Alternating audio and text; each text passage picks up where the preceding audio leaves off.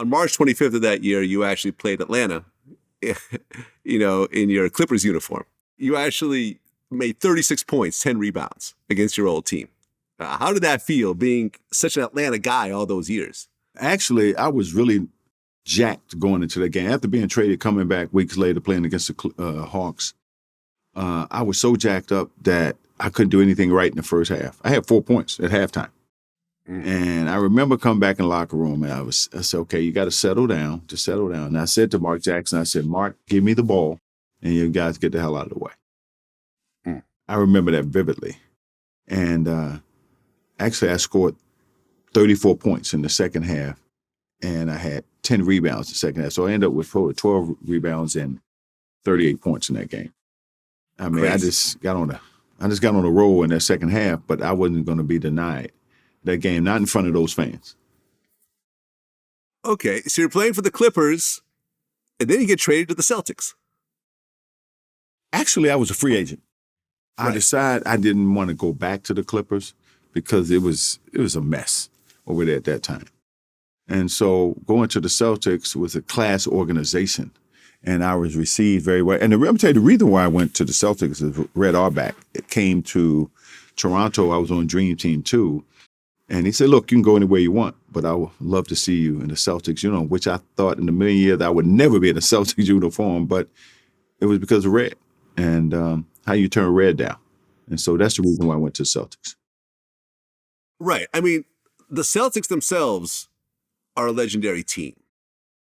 But Boston, you've heard some stuff about it. You know what I mean? Like I've heard a lot of players that I've interviewed, like Gilbert Arenas, would tell me about the racist stuff that they would get yelled at, by Celtics fans. I'm gonna tell you something, man. When you're in that arena, especially during those times, anything and everything goes. And nobody cared.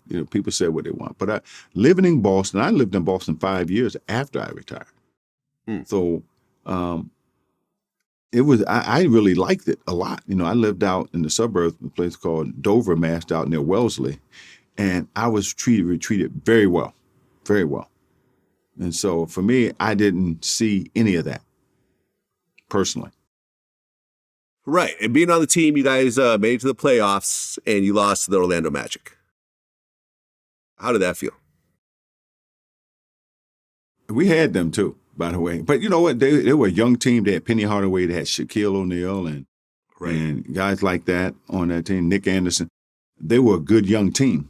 And we had some missing pieces. We were pretty good, but we had some missing pieces. But that was the emergence of Shaquille O'Neal and Penny Hardaway.